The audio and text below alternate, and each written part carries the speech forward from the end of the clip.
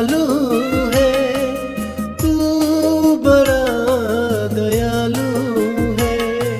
विलम्ब से क्रोध करता है, तू करुणा निधान है। तू प्रभु कृपालु है, तू बड़ा दयालु है। विलम्ब से क्रोध करता है, तू करुणा निधान है।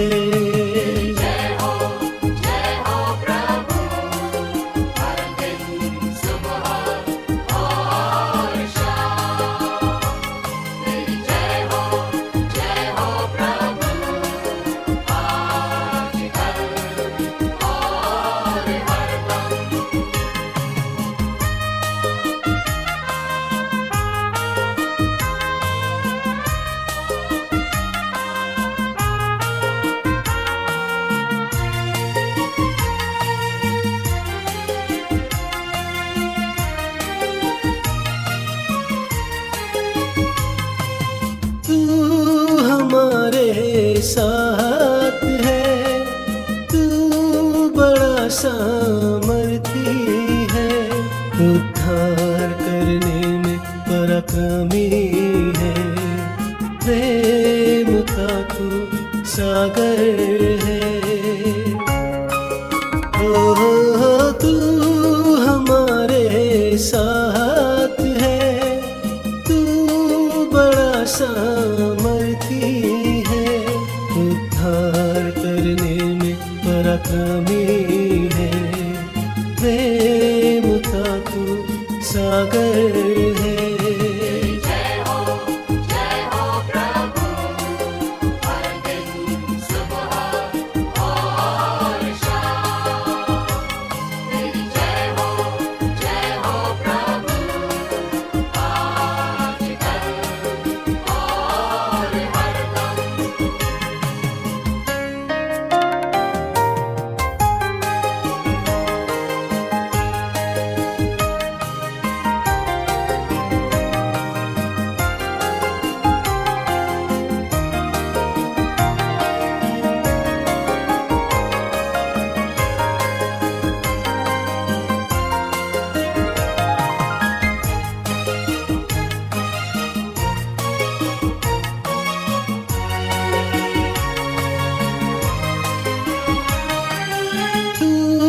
प्रभु विश्वासु है, तू अधर्म को धोता है।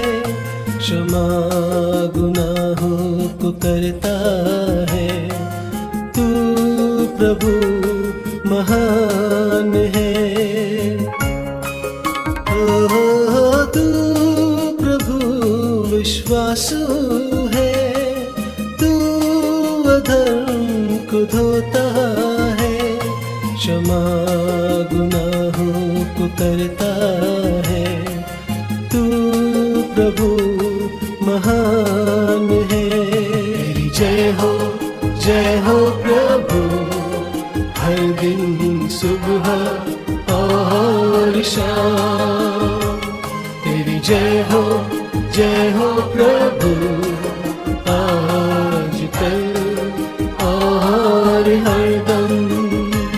तेरी जय हो प्रभु, हर दिन सुबह और शाम। तेरी जय हो प्रभु, आज कल और हरदम। तेरी जय हो प्रभु, हर दिन सुबह और शाम। तेरी जय हो प्रभु, आज कल।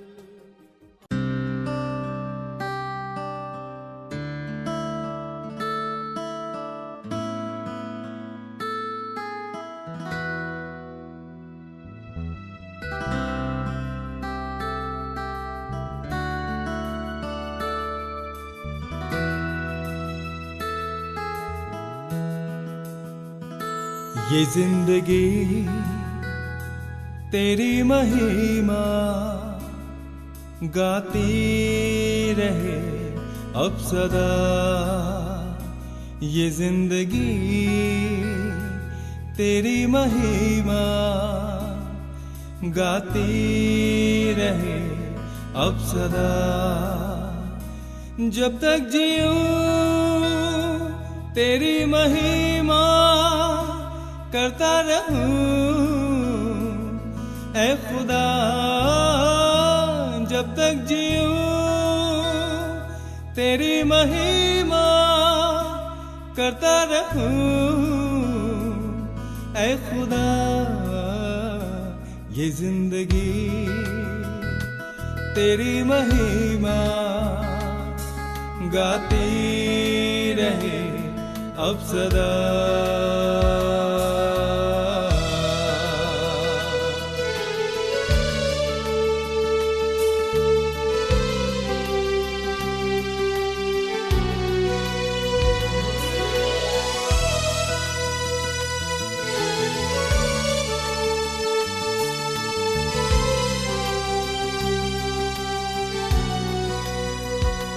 जब से है छुआ तूने मुझे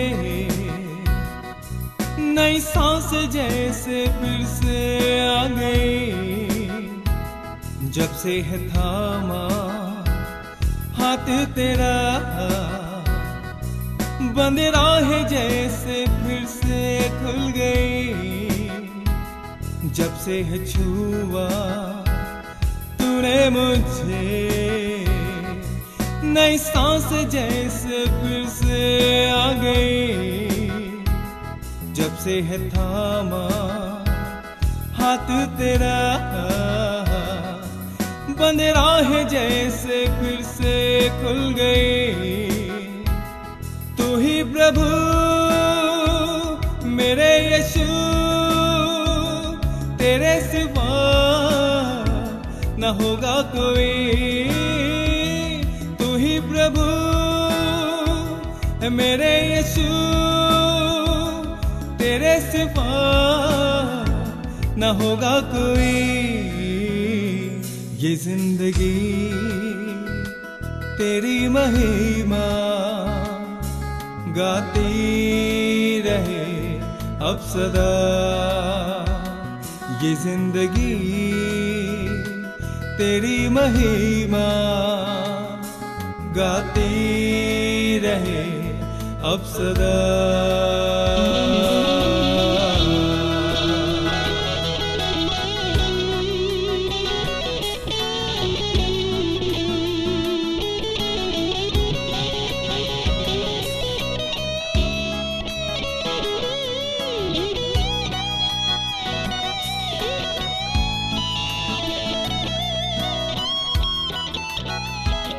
जब भी पुकारा मैंने तुझे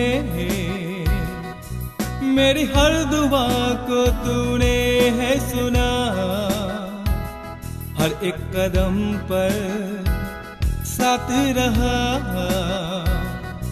पास तुझको महसूस किया।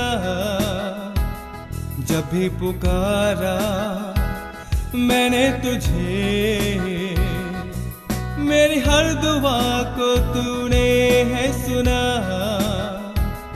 हर एक कदम पर साथ रहा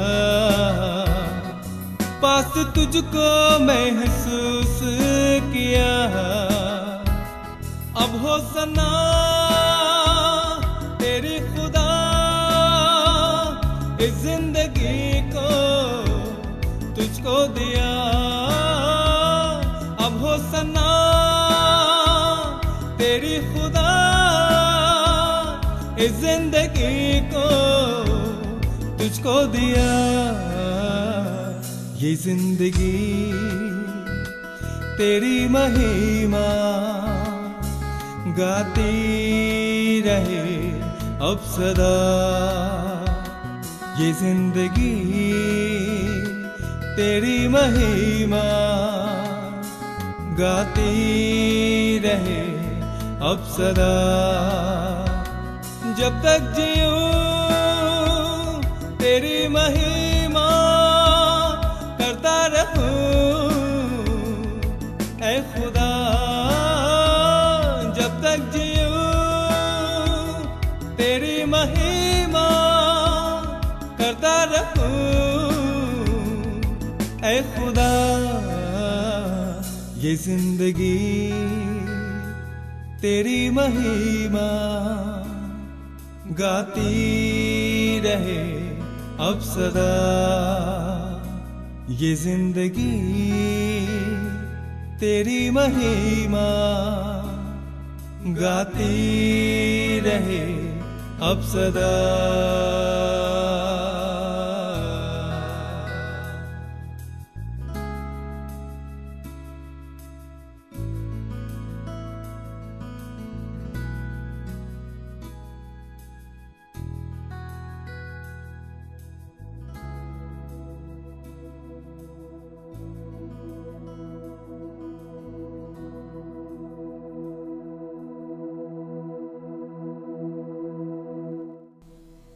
यहोवा मेरा चरवाह है, मुझे कुछ घटे ना होगे। वह मुझे हरे हरे चराइयों में बैठाता है, वह मुझे सुखदायी जल के झरने के पास ले चलता है। वो मेरे जी में जी ले आता है, धर्म के मार्ग में वो अपने नाम के निमित्त मेरी अगुवाई करता है। चाहे मैं घोर अंधकार से भरी हुई तराई में होकर चलूं तो भी हानि से ना डरूंगा, क्योंकि तू मेरे साथ रहता है। तेरे सोटे तेरे लाठी से मुझे शांति मिलती है। तू मेरे सताने वालों के सामने मेरे लिए मेज बिछाता है। तूने मेरे सिर पर तेल मला है, मेरा कटोरा उमड़ रहा है। निश्चय भलाई और करुणा जीवन भर मेरे साथ साथ बने रहेंगी, और मैं यहोवा के धाम में सर्वदा वास करूंगा। आइए प्यारे दोस्तों, अपनी आंखें बंद रखें, उस महान परमेश्वर के निकट जाए, उस चरवाह के पास जाए और हम प्रार्थना करेंगे। धन्यवाद धन्यवाद धन्यवाद हमारे अति महान जीवित परमेश्वर प्रभु यीशु मसीह, हम तुझे धन्यवाद देते हैं। तेरी महिमा, तेरी प्रशंसा, तेरी तारीफ करते हैं प्रभु आज के दिन के लिए। प्रभु यीशु मसीह, बीते महीनों में तू हमारे संग रहा प्रभु।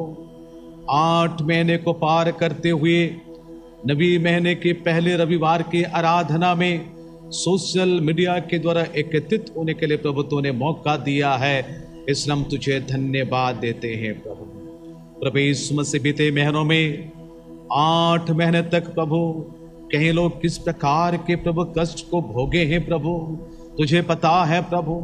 कई होने प्रभु संसार को छोड़कर चले गए प्रभु, हमारे अपनों ने प्रभु संसार के छोड़कर चले गए, हमारे अपने परिवार के लोग छोड़कर चले गए प्रभु। तूने उनको अपने पास बुला लिया प्रभु, हम तुझे धन्यवाद करते हैं।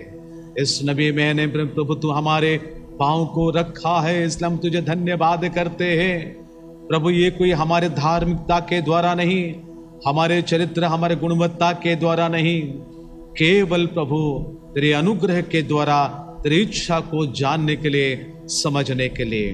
पिता पुत्र पवित्र आत्मा परमेश्वर, इसमें ने हमारे लिए क्या रखा है हमें पता नहीं है, पर हम प्रार्थना करते हैं प्रभु तो इस महीने भर हमारे संग ही तू रहना, तेरे लोगों के संग तू होना, ताकि इस महीने प्रभु तेरी उपस्थिति को भी महसूस करेंगे।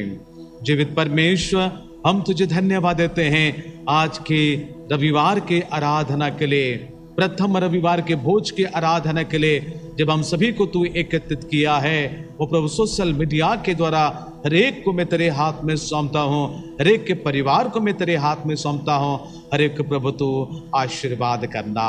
सर्वशक्तिमान पिता पुत्र पवित्र आत्मा परमेश्वर, आज के आराधना के शुरू से लेकर सारे सेवाओं को, तेरे लोगों को इस समय जो जमशेदपुर में हैं या जमशेदपुर के बाहर में हैं, अन्य कलीसिया के लोग हैं और अन्य विजाति भाई और बहनों को, हर एक को मैं तेरे हाथ में सौंपता हूँ। आशीष देना प्रभु, ताकि आज के आराधना के द्वारा वे आशीषित होंगे और तेरे उपस्थिति में प्रभु जीवन को बिताएंगे।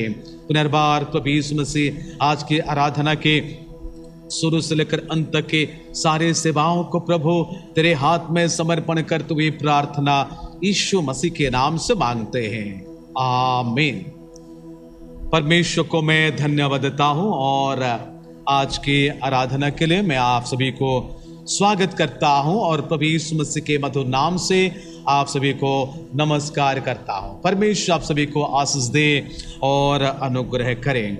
आइए इस समय आराधना को हम आगे बढ़ाएंगे। हम इस समय सूचना की ओर जाएंगे। इस समय हमारे बीच में हमारे प्रधान सचिव नहीं है और उसके अनुपस्थिति में मैं हमारे सह सचिव भाई रौनक दास से मैं अनुरोध करता हूं कि वे कृपया सामने होंगे और आप सभी को कलीसिया की सूचना और आने वाले दिनों की सूचना भी प्रदान करेंगे। परमेश्वर पिता का धन्यवाद हो जिन्होंने मुझे और आप सबों को इस नवे महीने के पहले रविवार आराधना में शामिल होने का मौका सोशल मीडिया के माध्यम से दिया। कलीसिया कमेटी की ओर से इस आराधना में आप सबों का हार्दिक स्वागत है। आने वाले दिनों में झारखंड सरकार की ओर से धार्मिक स्थलों के संबंध में जो नई गाइडलाइन मिलती है उसके अनुसार हम जल्द से जल्द कलीसिया के आराधना चर्च भवन में एकत्रित होकर कर पाएंगे। साथ ही साथ आप अपना दान और दशमान कलीसिया के जो बैंक अकाउंट है उस पर ट्रांसफ़र कर आप कलीसिया के कार्यों में सहयोग कर सकते हैं। एक विवाह की पुकार है। कलीसिया को सूचित किया जाता है कि हमारे कलीसिया के भाई जॉन बंसियार की ज्येष्ठ पुत्री सुश्री बीना बंसियार का विवाह हमारे कलीसिया के सदस्य भाई संजय राहुल पिता स्वर्गीय परमेश्वर राहुल के साथ दिनांक 20/9/2021 को होना तय किया गया है। अगर आप में से किसी को इस विवाह के संबंध में कोई आपत्ति हो तो कलीसिया को लिखित रूप से सूचित करने का कष्ट करें, अन्यथा नीरव रहे और सर्वदा इस विवाह को अपने दैनिक प्रार्थना में स्मरण करें। यह इस विवाह की पहली पुकार है। उभय पक्ष ध्यान दें कि विवाह की विधि झारखंड सरकार के धार्मिक स्थलों को खोलने के गाइडलाइन के तहत ही किया जाएगा। धन्यवाद। मैं परमेश्वर को धन्यवाद देता हूं और हमारे सह सचिव भाई रौनक दास को भी मैं धन्यवाद देता हूं सूचनाओं के लिए। उस सूचनाओं के आधार पर हम प्रार्थना करते रहें ताकि अति शीघ्र हम कलीसिया के भवन में एकत्रित होकर परमेश्वर की स्तुति और प्रशंसा सम्मिलित रूप से कर सके। परमेश्वर आप सभी को आशीष दे। आज समय हम परमेश्वर के वचन की ओर जाएंगे।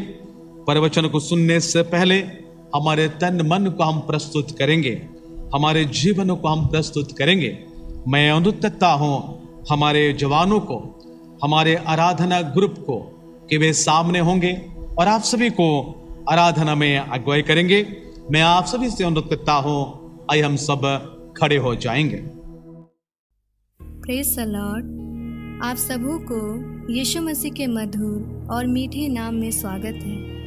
तो आइए हम सब इस पवित्र दिन जो कि परमेश्वर ने हम सबों को दिया है, हम अपने स्थानों में खड़े होते हुए उस परमेश्वर को आदर दें और अपने हाथों को उठाते हुए उस परमेश्वर की आराधना करें, क्योंकि परमेश्वर चाहता है कि आज के दिन हम सब अपने हृदय को परमेश्वर के सामने रखें, क्योंकि वो हमारा जिंदा खुदा है जो हमारे लिए सब कुछ पूरा करता है। इसीलिए आइए हम सब उसकी स्तुति करें। हालेलुया, हालेलुया मेरे खुदावन यीशु।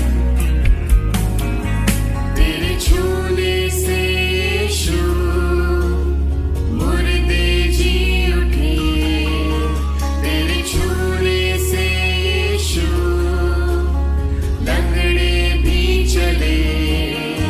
तू कह दे बस यीशु ये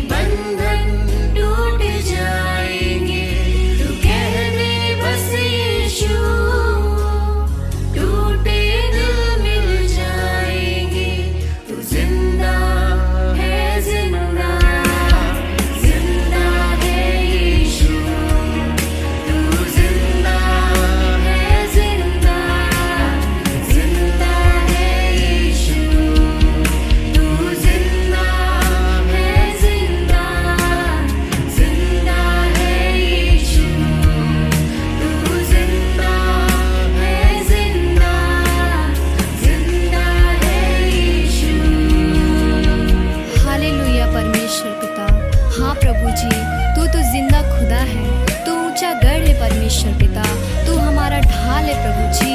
चाहे हमारे विरोध कितने भी लोग उठ जाए मेरे राजा, लेकिन प्रभु जी तू उन लोगों के हाथों में हमें पड़ने नहीं देता है मेरे खुदावन यीशु, क्योंकि तू हमारे बीच में रहता है, तू चलता है फिरता है परमेश्वर, हमसे बातें करता है राजा।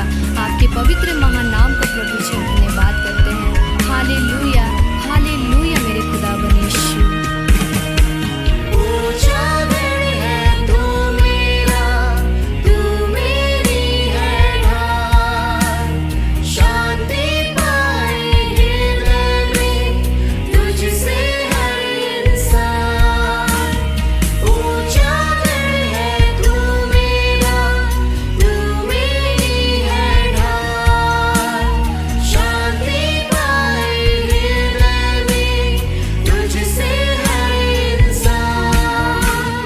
दुख और तकलीफों में तेरा वचन है राह, दुख और तकलीफों में तेरा वचन है राह।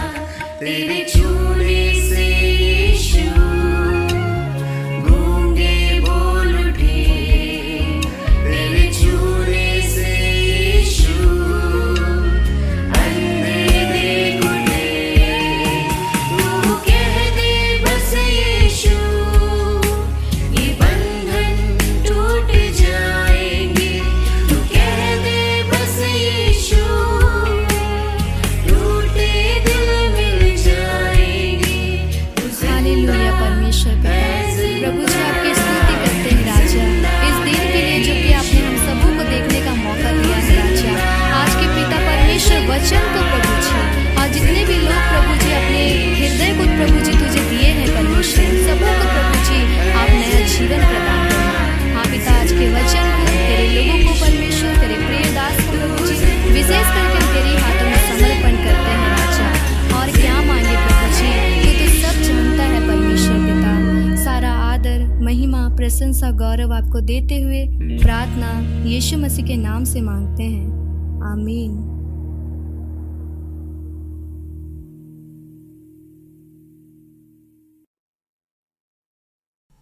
परमेश्वर को मैं धन्यवाद देता हूं और हमारे जवानों को भी वर्शिप ग्रुप को मैं धन्यवाद देता हूं। सुंदर आराधना के द्वारा आप सभी को तैयार किए हैं परमेश्वर के वचनों को सुनने के लिए, उसको ग्रहण करने के लिए।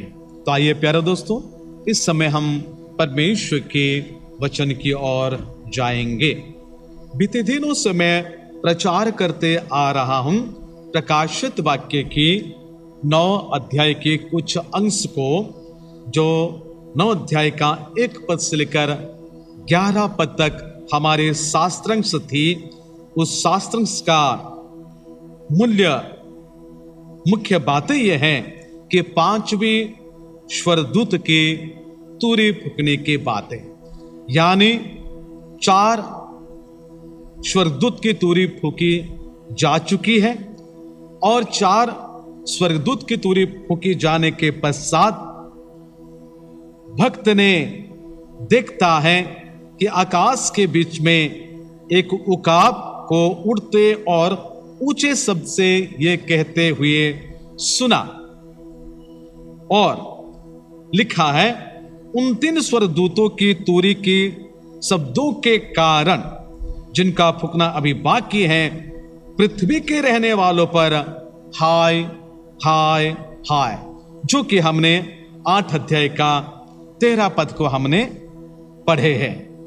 यानी 5वीं तुरी या छठी तुरी, 7वीं तुरी फूंकी जाने से पहले एक उकाब के पक्षी आकाश के बीच में उड़कर आता है और उन्होंने ये प्रचार, ये संदेश संसार के लोगों के लिए देता है।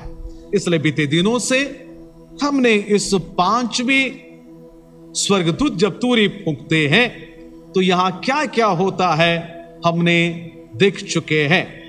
अगर मैं कहूं 4 पद के अनुसार, 5 और 6 पद के अनुसार जो बीते हफ्ते हमने डिस्कस किए हैं, चिंता किए हैं, आज अल्प समय में हम 7 से लेकर 11 पद तक हम चिंता करेंगे।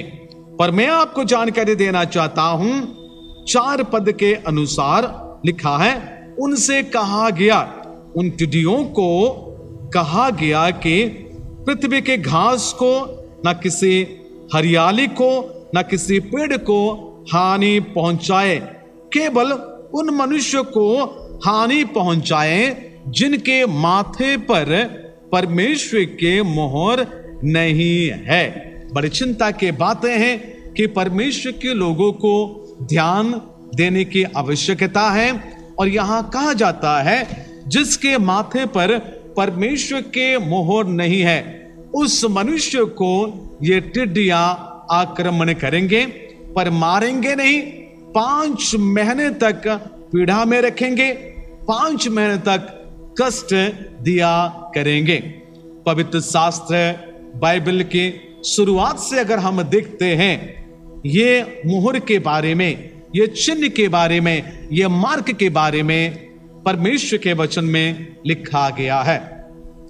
एक मार्क की बात अगर कहूंगा, यहां जो बातें लिखा है मोहर की बातें, पहले जब परमेश्वर ने नूह से कहता है कि जहाज को बनाने के लिए, जहाज को बनाने के बाद परमेश्वर का यह आदेश था, उसके भीतर और बाहर राल लगाने के लिए कहता है। और उसके बाद परमेश्वर ने यह कहता है कि सारे जल प्रलय खत्म हो जाने के बाद परमेश्वर के चिन्ह स्वरूप आसमान में मेघधनुष को रखा है, ताकि उन्होंने कहा जब जब मैं उस मेघधनुष को देखूंगा, मैं स्मरण करके मैं तुम्हें बचाऊंगा और तुम्हें पानी से सारे संसार के लोगों को मैं नाश नहीं करूंगा। यह चिन्ह को हम देखते हैं। जब इजरायलियों के लोग मिस्र में थे, संहारक दूत इनके गली में प्रवेश करने से पहले परमेश्वर का यह आदेश था कि मेमने को वे मार कर रोस्ट करके खाएंगे और उनके लहू को बाजू में अलंगों पर लगाएंगे, ताकि जब संहारक दूत उस खून को देखेंगे, उस लहू को देखेंगे, उसको छोड़कर दूसरे घर को वो चले जाएंगे और जिस घर में वो चिन्ह ना होगी उस घर में प्रवेश करेगा और संहारक दूत उनके पहलोठा को मारेंगे। इन सारी बातों को, इन तमाम बातों को हम जानते ही है कि ये क्या क्या चिन्ह होता है। और प्रकाशित वाक्य में जब हम यहां देखते हैं, जिसके माथे पर परमेश्वर का चिन्ह है उसको नहीं मारने का है। यानी अगर आप पढ़ोगे प्रकाशित वाक्य उनकी 7 अध्याय के 4 पद को पढ़ते हैं, उन लोगों के माथे पर चिन्ह है जो 1,40,000 लोग हैं। इस्राएल के 1,40,000 के लोग हैं, उनके माथे पर वो मोहर लगा दी गई है। उनको ये टिड्डियां कुछ बिगाड़ेंगे नहीं। उसके साथ ही साथ हम जो मसीह विश्वासी हैं, जो पक्के विश्वासी हैं, द ट्रू बिलीवर हैं, जो यीशु मसीह को अपने व्यक्तिगत जीवन का, व्यक्ति को उद्धारकर्ता मान के अपने जीवन में ग्रहण किए हैं, वे यीशु मसीह के उस मोहर से उसको मोहर किया गया है। उन्हें भी ये टिड्डियां कुछ बिगाड़ेंगे नहीं। पर बात ये है, ये सारे बातें होगी मंडली के रैप्चर हो जाने के बाद। पर कुछ लोग संसार में रह जाएंगे। अगर आप केवल नाम मात्र के मसीह कहलाते हो तो अभी मन को परिवर्तन कर दीजिएगा। हो सकता है आप एक ही घर में रहते हो, बाइबल बता रहे हैं एक ही खट में सोए हुए होंगे, एक जन को उठा लिए जाएंगे, दूसरा को छोड़ दिए जाएंगे। जो दूसरा को छोड़ दिया जाए, जिन दूसरों को छोड़ दिया जाएगा, आप भी क्रिश्चियन हैं, आप भी मसीह कहलाते हो, कई सालों से मसीह विश्वासी हैं, आप पुराने हो सकते हो, लेकिन आपको भी अगर छोड़ दिया जाएगा तो उस दिन आपको ये टिड्डियां आक्रमण करेंगे, पर आपको मारेंगे नहीं, 5 महीने तक आपको पीड़ा देंगे। इस 5 महीने की बात यही कही जाती है कि मई महीने से लेकर सितंबर महीने तक, यानी टिड्डियां मई महीने से उनकी क्रिएशन यानी क्रिएटिविटी शुरू होता है, वे उत्पन्न होते हैं, सितंबर तक वे खत्म हो जाते हैं। बहुत शास्त्रज्ञ लोग ये बता रहे हैं जो बाइबल में नहीं लिखा गया है। तो प्यारे दोस्तों, कहने का ये अर्थ है जिसके माथे पर वो मोहर नहीं है उन सभी को ही ये घात करेंगे। मैं परमेश्वर को धन्यवाद देता हूं, इस्राएलियों को परमेश्वर ने मिस्र में बंद करके रखे थे ताकि संहारक दूत कुछ नहीं कर पाए, या जो कुछ भी महामारी मिस्र देश में भेजा गया, कोई भी महामारी इस्राएलियों के प्रति नहीं हुई। आप सभी जानते हैं, निर्गमन की किताब उसके 8 अध्याय का 22 पद को पढ़िएगा, परमेश्वर कैसे ये लोग को सुरक्षित रखा था। 9 का 4 पद में और 10 का 23 पद में पढ़िएगा कि कैसे परमेश्वर अपने लोग को प्रोटेक्शन करके रखा था, प्रिजर्व करके, सील्ड करके रखा था। ये सारी बातें लिखी गई है। यानी जिसके माथे पर, जिनके माथे पर परमेश्वर का मोहर नहीं है, उन लोगों को 5 महीने तक ये टिड्डियां जो अथाह कुंड से निकाला जाता है, वे पीढ़ा देंगे, ताड़ना देंगे, कस देंगे। और बाइबल बता रहे हैं 6 पद के अनुसार, उन दिनों में मनुष्य मृत्यु को ढूंढेंगे और ना पाएंगे और मरने की लालसा करेंगे और मृत्यु उनसे भागेगी। जो बीते दिनों में हमने ये बातों को रखे थे। 1 कुरिन्ती 15 अध्याय का 26वां पद के अनुसार बाइबल में यह लिखी जाती है, लिखा है, सबसे अंतिम बैरी जो नष्ट किया जाएगा वह मृत्यु है। जो प्रकाशित 20 अध्याय का 14 पद में भी ये बातें पाई जाती है। यानी मनुष्य का मुख्य दुश्मन मृत्यु है। अंतिम बैरी जो मृत्यु है, बाइबल में साफ साफ कुरिन्ती किताब उसके 15 अध्याय के 26वां पद में लिखा है, सबसे अंतिम बैरी जो नष्ट किया जाएगा वो मृत्यु है। यानी इंसान का दुश्मन मृत्यु है। इंसान के दुश्मन अगर मृत्यु है तो मृत्यु तो इंसान को मार देना चाहिए, और ये इंसान मृत्यु को मांग रहे हैं, फिर भी मृत्यु उन्हें मिल नहीं रहा है। जो बीते दिनों में हमने कहे थे, व्यवस्था विवरण उसके 30 अध्याय का 15 पद के अनुसार परमेश्वर ने इजरायलियों को कहता है मृत्यु को ना चुनना, जीवन को चुनने के बातें वहां परमेश्वर ने कहा। परमेश्वर यह भी कहा, मैं चाहता हूं कि तुम जीवन पाओ। यीशु ने आया, संसार में आया, हमें वो जीवन देने के लिए आया, बहुतायत का जीवन देने के लिए आया, अनंत जीवन देने के लिए वो आया है। यानी बाइबल की मुख्य तत्व ये है कि जीवन देना, अनंत जीवन देना, प्रचुर जीवन देने की बातें बाइबल कही जाती है। शुरू से लेकर हमने देखे आदम और हवा उस जीवन के वृक्ष का फल को नहीं खाए, बल्कि ज्ञानदायक वृक्ष के फल को खाते हैं, परमेश्वर की आज्ञा को उल्लंघन करते हैं। परमेश्वर उन दोनों को निकाल देते हैं और जीवनदायक वृक्ष के फल को सुरक्षा देने के लिए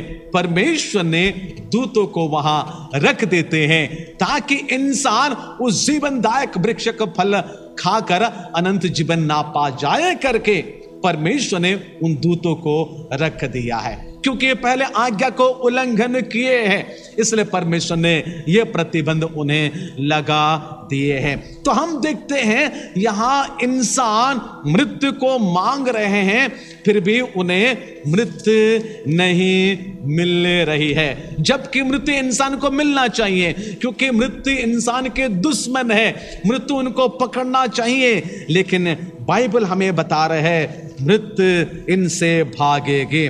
उन दिनों में मनुष्य मृत्यु को ढूंढेंगे। बाइबल बता रहे हैं यीशु को ढूंढने की बातें कही जाती है, लेकिन यहां लोग मृत्यु को ढूंढेंगे, पर आपके लिए नहीं।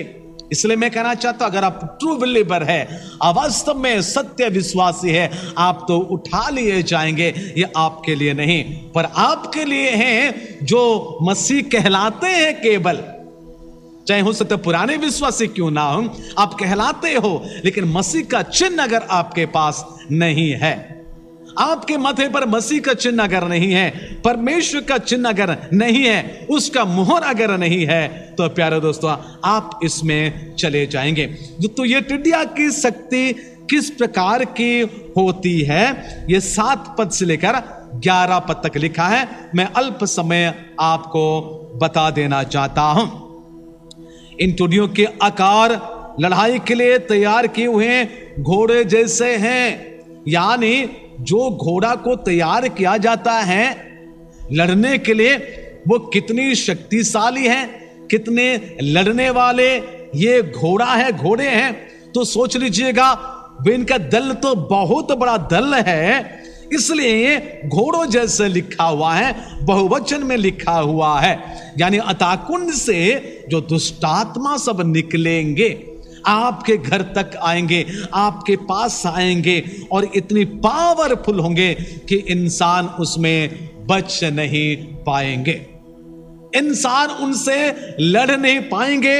वे इतनी शक्तिशाली हो जाएंगे, जो योएल के किताब 2 अध्याय का 4 और 5 पद के अनुसार। दूसरी बात है, उनके सिरों पर मानो सोने के मुकुट थे। सोने के मुकुट किसको दिया जाता है? यानी जो विजय प्राप्त करता है उन्हीं को ही सोने का मुकुट दिया जाता है। यानी ये तो अथाह कुंड में थे और उनको निकाला जाता है, सोने के मुकुट दिया जाता है, यानी वे विजय योद्धा के समान इस धरा पृष्ठ में घूमेंगे 5 महीने तक। याद रखना, और ये लोग इतनी शक्तिशाली हैं, ये विजय लोग यानी विजय दुष्टात्मा है जो संसार को राज करने के लिए आएंगे। 5 महीने तक ये विजय सेना जो शैतान की सेना है, लोगों के पर राज करेंगे। और उसके बाद क्या है, उनके मुंह मनुष्य के जैसे थे, यानी उनके जो चेहरे हैं मनुष्य के समान थे।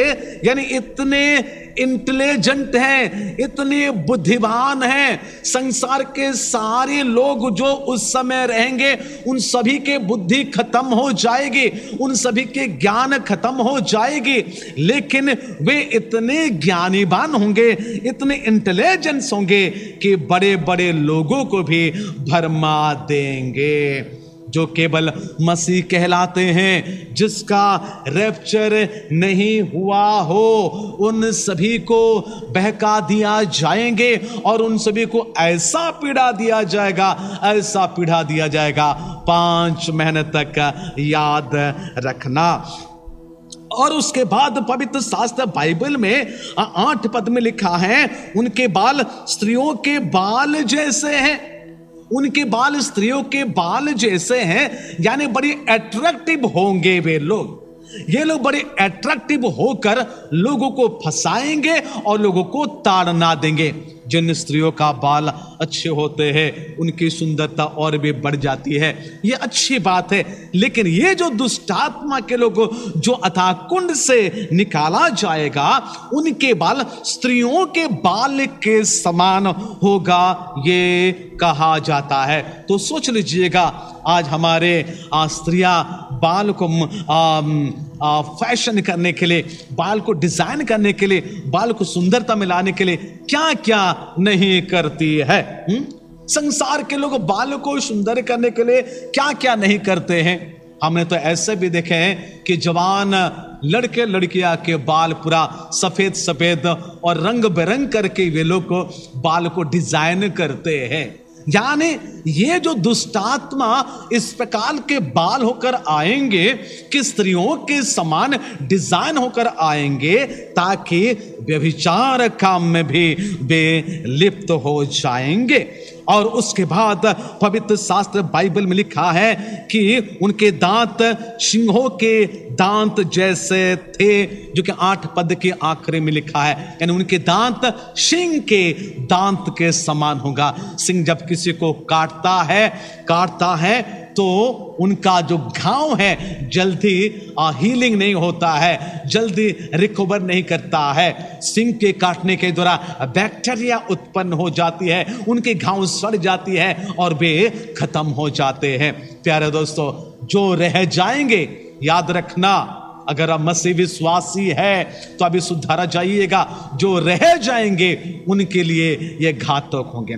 अगर आप रैप्चर हो जाते हैं, बड़ी अच्छी बात है, धन्य बात है, आशीर्वाद की बात है, खुशी की बात है। अगर आप रैप्चर नहीं होते हैं तो ये उकाब के पक्ष आपके लिए संदेश देता है, 5 महीना तक का उस बैक्टीरिया आपके शरीर में फैल जाएगी, आपके जीना हराम हो जाएगी। 9 पद में लिखता है, वे लोहे की सी झिलम पहनते हैं ताकि उनको कोई भी मार नहीं सकता। संसार के कोई भी बड़े गन उसके सीने में लगा नहीं सकता है। वे इतने प्रोटेक्टिव होंगे कि उनकी ऑर्गन को वे प्रिजर्व करके रखेंगे। कोई भी मिसाइल, कोई भी गन उसकी छाती में लग नहीं सकता, क्योंकि लोहे के झिलम को वे पहन कर रखेंगे। इतने शक्तिशाली लोग हैं। और 9 पद के अनुसार हम देखते हैं, नीचे लिखा है, और उनके पंखों का शब्द ऐसा था जैसा रथों और बहुत से घोड़ों का जो लड़ाई में दौड़ते हुए हैं। कहने का मतलब है, वे ऐसे दौड़ेंगे और लोगों को ऐसा घेर डालेंगे कि इन टिड्डियों से, ये दुष्ट आत्माओं से कोई भी बच नहीं सकता। लोग छिपने के लिए जाएंगे, छिप नहीं सकते हैं। ये इंसानों को घेरेंगे, ये टिड्डियां निकल कर इंसानों को घेरेंगे और उसको 5 महीने तक का ताड़ना देंगे। आप कहीं भी छिप नहीं सकते, आपके छुटकारा नहीं हो सकता है, आप एस्केप नहीं हो सकते हैं। आपके कितने भी चालाकी क्यों ना हो, आप उसमें से बच नहीं सकते। और उसके बाद 10 पद में लिखा है, उनके पूंछ बिच्छुओं की सी थी और उनमें डंक थे और उन्हें 5 महीने तक मनुष्य को दुख पहुंचाने की जो शक्ति मिली थी वो उनको पूंछ में थी। जो 5 पद में भी यही लिखा हुआ है। 10 और 5 पद में एक ही बातें लिखा है। 11 पद में लिखा है, अतः कुंड का दूत उन पर राजा था, उसका नाम इब्रानी में अबदोन और यूनानी में अपुल्योन कहा जाता है। तो प्यारे दोस्तों, कहने का अर्थ है, ये 2 राजा का नाम दिया गया है, एक तो इब्रानी भाषा में, एक तो यूनानी भाषा में। इब्रानी भाषा बोलने वाले यहूदी के लोग थे और यूनानी भाषा बोलने वाले, ग्रीक जो भाषा है, ये जेंटाइल्स यानी अन्य जाति के लोग थे। यानी यहूदी और एक ग्रीक भाषा, इब्री भाषा बोलने वाले, ग्रीक भाषा बोलने वाले, यानी यहूदी और अन्य जाति के बातें यहां कही जाती है। यानी ये 2 राजा का नाम वहां दिया गया है। ये 2 राजा सारे विश्व के लोगों को आक्रमण करेंगे उस समय, चाहे वो जाति हो या विजाति हो, सभी को आक्रमण करेंगे और 5 महीने तक पीड़ा देंगे। प्यारे दोस्तों, सुसमाचार सभी के लिए है। पहले तो यहूदियों के लिए है और यूनानी के लिए है, जो कि रोमी 1 अध्याय का 16 पद के अनुसार लिखा गया है। अगर आप जाति हैं तो आपके लिए सुसमाचार है, अगर आप विजाति हैं तो आपके लिए सुसमाचार है। अगर आप अभी अपने जीवन को प्रभु को नहीं देंगे तो उस दिन भी आपको यही कहा जाएगा। अगर आपको छोड़ दिया जाएगा जो सुसमाचार सुने हुए हो, और अगर आपके माथे पर वो मोहर नहीं है, तो याद रखना मेरे दोस्तों, आपको भी उस दिन बेताड़ना देंगे। आप कहते होंगे, मैं यूनानी है, मैं स्वजाति के लोग हैं, मैं यहूदी हूं, मैं यीशु को जानता था, यीशु के बारे में जानता था, पर यीशु का मोहर अगर आपके पास नहीं है तो आपको भी 5 महीने तक पीड़ा दिया जाएगा। और उन गैर मसीहों के लिए जिनके बारे में आप आज तुच्छ समझते हो कि वे स्वर्ग नहीं जाएंगे, उनको भी ताड़ना दिया जाएगा। यानी यहाँ यहूदी, हिब्री और ग्रीक की दोनों भाषावादी, जाति और विजाति सभी को 5 मिनट तक झेलना पड़ेगा। इसलिए उससे बचने के लिए एक मात्र उपाय है, आपके माथे में परमेश्वर का मोहर लग जाए ताकि आप बच सकोगे। यीशु मसीह ने अपने मांस और अपने लहू को उन्होंने क्रूस के पर बहाया ताकि आप नाश ना हो जाए। यीशु मसीह के नाम, यीशु मसीह का सारी बातें आपके जीवन को मोहर के समान बंद करके रखे ताकि आप सुरक्षित रहेंगे और उससे पहले आप उठा लिए जाएंगे। परमेश्वर आप सभी को आशीष दे, अनुग्रह करे। आइए हम छोटे से प्रार्थना करेंगे। प्यारे प्रभु यीशु मसीह, हम तुझे धन्यवाद देते हैं, तेरी महिमा तेरी प्रशंसा करते हैं। प्रभु यीशु मसीह, तू हमारे लिए मारा गया, हमारे लिए गाड़ा गया, अपने प्रेम के प्रमाण के स्वरूप, प्रेम के चिन्ह के स्वरूप क्रूस के पर प्रभु तूने अपने लहू को बहाया, अपने जीवन को प्रभु तूने दिया। इसलिए क्रूस की कथा हमारे लिए सामर्थ्य है, क्रूस के चिन्ह हमारे लिए उद्धार है, क्रूस के निकट, क्रूस के नीचे हमारे लिए विजय है। प्रभु मैं प्रार्थना करता हूं कि तेरे लोगों को प्रभु तेरे ही मोहर प्रभु उनके माथे पर रहे, शैतान के मोहर नहीं। शैतान में मोहर को लगाना चाहते हैं माथे पर और दाहिने हाथ पर, लेकिन प्रभु यीशु मसीह में प्रार्थना करता हूं आज तेरे लोगों के कपाल में, तेरे लोगों के माथे पर प्रभु तेरा ही मोहर रहे। अगर वे रैप्चर में नहीं भी जा पाएंगे, तेरा मोहर उनके ऊपर रहेगी प्रभु, वे सुरक्षित रहेंगे प्रभु, उतने पीड़ा तो नहीं होंगे प्रभु, क्योंकि वे उठा लिए जाएंगे। जिसको छोड़ दिया जाएंगे उनको ये सारे 5 महीने तक पीड़ा होगी। इसलिए सारे मोहर बंद लोगों को मैं तेरे हाथ में सौंपता हूं, अपने अपने मोहर को प्रभु वे बरकरार रखे, ताकि जब तेरे आगमन होगी, पहली आगमन में हम बादलों पर उठा लिए जाएंगे। प्रभु मैं प्रार्थना करता हूं प्रभु, हर एक विश्वासी को तू मोहर लगा देना, ताकि प्रभु यीशु मसीह वे बादल पर जाएंगे। कोई भी प्रभु रहने जाए, कोई भी प्रभु रहना जाए, जिनको ये 5 मिनट तक पीड़ा होगी, वे मृत्यु को ढूंढेंगे, मृत्यु को खोजेंगे, मृत्यु की लालसा करेंगे, फिर भी उनको नहीं मिलेगी। वे अपने आप को हत्या करने के लिए कोशिश करेंगे, फिर भी नहीं हो सकेंगे। प्रभु यीशु मसीह में प्रार्थना करता हूं, तेरे लोग जो इस समय सुन रहे हैं, उस 5 महीने की पीड़ा में क्यों जाएंगे, उससे पहले तेरे लोगों को प्रभु तो उठा लेंगे। ये हमारे विश्वास, हमारी ये धन्य आशा है प्रभु कि हम उस रैप्चर में होंगे, उस मध्य आकाश में होंगे। हम 5 महीने की पीड़ा में क्यों जाएंगे, पर उससे पहले तेरे लोग प्रभु अपने अपने माथे में प्रभु तेरे मोहर को लगा दे प्रभु, अनुताप के साथ, पापों के स्वीकार के साथ प्रभु इसमें तू अपने जीवन में धारण कर ले प्रभु। जो किसी को क्षमा नहीं करते हैं, तेरे मोहर उनके ऊपर नहीं होगी, उनके माथे पर नहीं होगी। जो क्षमा विहीन मनुष्य हैं प्रभु, तेरे मोहर उनके ऊपर नहीं होगी।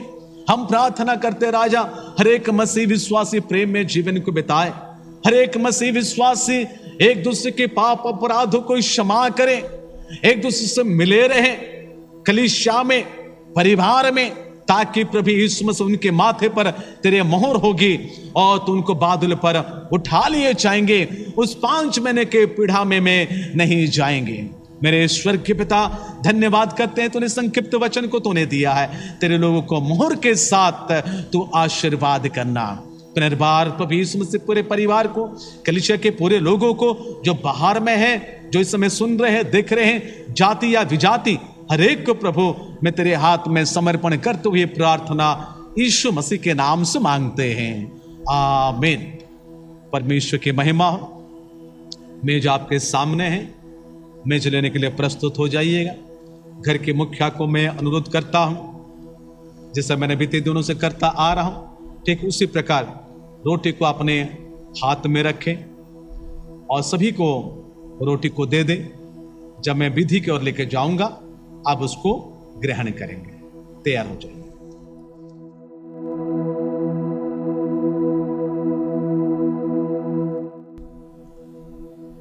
परमेश्वर को मैं धन्यवाद देता हूं और आप सभी को मैं इसके लिए मैं स्वागत करता हूं। जिस प्रकार मैंने कहा, परिवार के मुखिया अपने हाथ में रोटी ले और सभी को दे दे। जब मैं विधि की ओर जाऊंगा तब आप सभी उसको ग्रहण करेंगे और दाखरस को भी पिएंगे। पवित्र शास्त्र बाइबल में इस प्रकार लिखा है, यीशु ने उनसे कहा, जीवन की रोटी मैं हूं, जो मेरे पास आता है वो कभी भूखा ना होगा और जो मुझ पर विश्वास करता है वो कभी प्यासा ना होगा। आइए प्यारे दोस्तों, अपनी आंखें बंद करें, उस हमारे प्रभु यीशु मसीह के निकट जाए जो हमारे पापों के लिए मारा गया है, गाड़ा गया है और हमारे लिए अपने मांस और अपने लहू को दिया है। हम उससे प्रार्थना करेंगे। दयालु प्रभु यीशु मसीह, हम तुझे धन्यवाद देते हैं प्रभु, हमारे पापों के लिए अपनी मांस को, अपने लहू को प्रभु तूने दिया, ताकि प्रभु यीशु मसीह तेरे वचनों के अनुसार प्रभु हम जीवन को बिताए और प्रभु यीशु मसीह तेरे छाप को अपने जीवन में ले लेकर तेरे लहू हमारे सारे पाप अपराध को क्षमा करता है। तेरे कोड़े खाने से हम लोग चंगे हो जाते हैं। जितने लोग इस समय घर में बैठे हुए हैं प्रभु और तेरे मेज को लेना चाहते हैं, उन सभी को उचित रीति से लेने के लिए तू सहायता करना। उनके पाप अपराधों को प्रभु तू क्षमा कर दे प्रभु, दया कर तू अनुग्रह।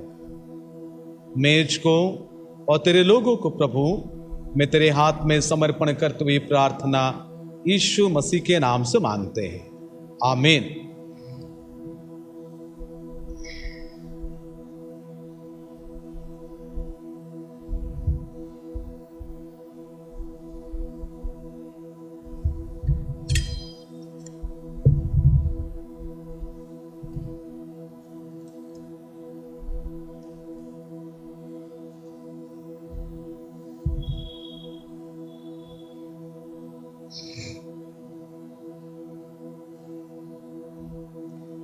पवित्र शास्त्र बाइबल में परमेश्वर के वचन में इस प्रकार लिखा है,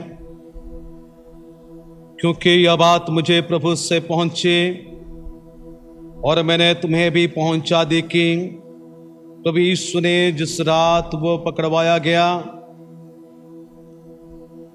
रोटी ली और धन्यवाद कुछ तोड़कर कहा, ये मेरे देह है जो तुम्हारे लिए, मेरे स्मरण के लिए यही किया करो। इसी रीति से उसने बियारी के पीछे कटोरा भी लिया और कहा, यह कटोरा मेरे लहू में नई वाचा है, जब कभी पियो तो मेरे स्मरण के लिए यही किया करो। क्योंकि जब कभी तुम रोटी खाते और इस कटोरे में से पीते हो तो प्रभु के मृत्यु को जब तक वो ना आए प्रचार करते हो। इसलिए जो कोई अनुचित रीति से प्रभु की रोटी खाए या उससे कटोरे में से पिए, वो प्रभु के देह और लहू का अपराधी ठहरेगा। इसलिए मनुष्य अपने आप को जांच ले और इसी रीति से इस रोटी में से खाए और इस कटोरे में से पिए। क्योंकि जो खाते पीते समय प्रभु के देह को ना पहचाने, वह इस खाने और पीने से अपने ऊपर दंड लाता है। आइए प्यारे दोस्तों, अपने आंखें बंद करें, इस मेज के लिए हम प्रार्थना करेंगे। प्यारे प्रभु यीशु मसीह, हम तुझे धन्यवाद देते हैं प्रभु, अपने चेलों के साथ प्रभु तूने उस अंतिम भोज में शामिल कराया, ताकि प्रभु यीशु मसीह वे सारे संसार में फैलाए कि तू हमारे पापों के लिए, हमारे अधर्मों के लिए, हमारे रोगों के लिए अपने मांस और अपने लहू को तूने दिया है। तेरे वचनों के अनुसार बिना लहू बहाए पापों की क्षमा नहीं होती है। धन्यवाद करते हैं प्रभु, क्रूस के पर तूने अपने जीवन को तूने दिया। तेरा वचन में लिखा है कि तेरे कोड़े खाने से प्रभु हम चंगे हो गए। तूने अपने वचनों में कहा, जो मनुष्य पुत्र के मांस और लहू को ग्रहण करता है उसके पास जीवन है, परंतु जो उसे ग्रहण नहीं करता है उसके पास जीवन ही नहीं। प्रभु तेरे लोग प्रभु तेरे जीवन को पाने के लिए आए हैं प्रभु। तेरा जीवन, प्रचुर जीवन, अनंत जीवन को पाने के लिए आए प्रभु। तेरे मांस और तेरे लहू में जो जीवन है प्रभु, वे उसको ग्रहण करें, उचित रीति से ग्रहण करें। तेरे द्वितीय आगमन तक प्रचार करते रहे, तेरे द्वितीय आगमन तक तेरे इंतजार में रहे। पुनर्बार प्रभु तेरे संत भक्तों को और इस मेज को प्रभु मैं तेरे हाथ में समर्पण करते हुए प्रार्थना यीशु मसीह के नाम से मांगते हैं, आमीन। तो आइए, इससे पहले हम रोटी ग्रहण करें, उसके साथ दाखरस।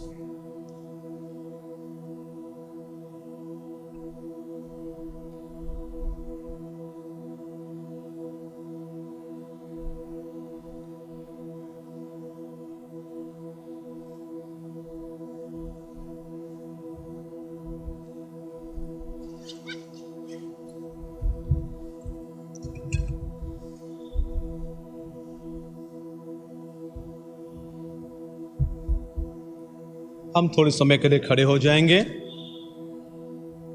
प्रार्थना में जाएंगे, अपनी आंखें बंद करें। सर्वशक्तिमान पिता पुत्र पवित्र आत्मा परमेश्वर, हम तुझे धन्यवाद देते हैं, तेरे महिमा तेरे प्रशंसा करते हैं प्रभु। तेरे लोगों को प्रभु तूने वचन को सुनाया ताकि प्रभु यीशु मसीह सभी प्रभु रैप्चर हो जाएंगे। कोई भी प्रभु 5 महीने की पीड़ा में नहीं जाएंगे। तेरे लोगों को तुम मध्य आकाश में बुलाएंगे, उन सभी के संग प्रभु महाभोज तो करेंगे। प्रभु यीशु मसीह भी आनंदित होंगे, वे तेरे महिमा तेरे स्तुति प्रशंसा करेंगे। तेरे लोगों को तो बहुत ऐसे आशीष देना ताकि तेरे चिन्ह प्रभु उनके माथे पर सदा सर्वदा रहे। तुम मोहर लगाकर तू रखना प्रभु, ताकि कोई भी प्रभु तुझसे अलग न हो पाएंगे। प्रभु यीशु मसीह तेरे परिवारों को तू आशीर्वाद करना। 8 महीने तक तू हमारे संग रहा प्रभु। 9वें महीने के प्रभु पहले रविवार की आराधना में हम सभी को तू एकत्रित किया है। इस सोशल मीडिया के द्वारा प्रभु तो आशीर्वाद कर, ताकि सभी प्रभु ऐसे ही मन को तैयार करके रखे। जीवित परमेश्वर, कलीसिया के तेरे कलीसिया है, पूरे संस्था को मैं तेरे हाथ में सौंपता हूं, आशीर्वाद करना। हमारे कमेटी भाई, महिला समिति, उद्योग समिति, संडे स्कूल बच्चे, टीचर्स कमेटी, आराधना के पूरे जवानों को, हर एक को तेरे हाथ में सौंपता पिता, आशीर्वाद करना। हमारे कलीसिया के बच्चे, हमारे कलीसिया के भाई बहन, माता पिता जो बाहर में रहते हैं, पढ़ते लिखते हैं, नौकरी बिजनेस करते हैं, उन सभी को भी तू बहुत ऐसे आशीष दे और तू अनुग्रह कर, ताकि प्रभु यीशु मसीह वे तेरे मोहर के द्वारा प्रभु वे बंद रहेंगे। शैतान के कोई भी ताकत प्रभु तेरे लोगों के ऊपर प्रबल ना हो, बल्कि तू ही सभी को अपने नियंत्रण में तू रखना प्रभु। जीवित परमेश्वर, सभी को प्रस्तुत होने के लिए तू सहायता करना, तैयार होकर रहने के लिए तू सहायता करना।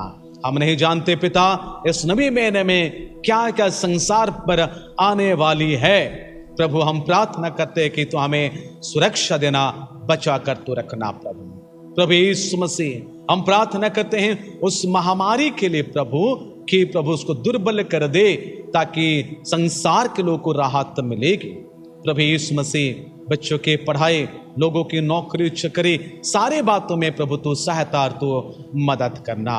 मेरे जीवित परमेश्वर प्रभु, पुनर्बार कलीसिया के पूरे परिवार को, बीमार भाई और बहनों को, जवानों को, बुजुर्ग माता पिता को, छोटे बच्चों को, कलीसिया की सारी बातों को प्रभु तेरे हाथ में समर्पण करते हुए प्रार्थना यीशु मसीह के नाम से मांगते हैं, आमीन। आइए हम सब मिलकर एक ही स्वर में प्रभु की प्रार्थना करेंगे। हे हमारे पिता, तू जो स्वर्ग में है, तेरा नाम पवित्र माना जाए, तेरा राज्य आवे, तेरी इच्छा जैसे स्वर्ग में पूरी होती है वैसे ही पृथ्वी पर भी हो। हमारे दिन भर के रोटी आज हमें दे, और जिस प्रकार हमने अपने अपराधियों की क्षमा किए हैं वैसे ही तू भी हमारे अपराधों को क्षमा कर। हमें परीक्षा में ना ला, परंतु बुराई से बचा, क्योंकि राज्य, पराक्रम, महिमा सदा तेरी ही है, आमीन। इसलिए पिता परमेश्वर का प्रेम, पुत्र प्रभु यीशु मसीह का अनुग्रह, पवित्र आत्मा की शांति, शक्ति, सहभागिता हम सबों के साथ, विश्वासी मंडली के साथ, हमारे प्यारे प्यारे मंडली के साथ सदा सर्वदा होती रहे, आमीन। सभी को जय मसीह की नमस्कार। प्रभु आप सभी को आशीष दे, अनुग्रह करे। हम प्रार्थना करते रहें ताकि यथाशीघ्र गिरजा के भवन खुल जाए, हम सभी गिरजा में एकत्रित होकर परमेश्वर की स्तुति और प्रशंसा सम्मिलित रूप से करेंगे। परमेश्वर आप सभी को आशीष दे। सभी को जय मसीह की नमस्कार। जब भी पुकारा मैंने तुझे, मेरी हर दुआ को तूने है सुना, हर एक कदम पर साथ रहा, पास तुझको महसूस किया। जब भी पुकारा मैंने तुझे, मेरी हर दुआ को तूने है सुना, हर एक कदम पर साथ रहा, पास तुझको महसूस किया। अब हो सना तेरी खुदा, इस जिंदगी को तुझको दिया। अब हो सना तेरी खुदा, इस जिंदगी को तुझको दिया। ये जिंदगी तेरी महिमा गाती रहे अब सदा। ये जिंदगी तेरी महिमा गाती रहे अब सदा।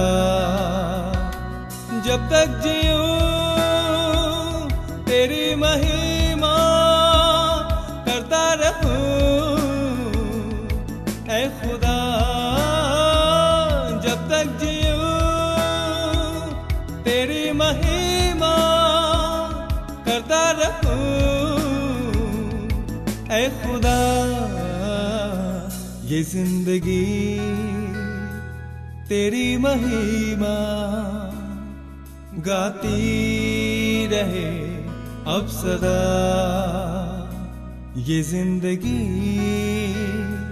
तेरी महिमा गाती रहे अब सदा।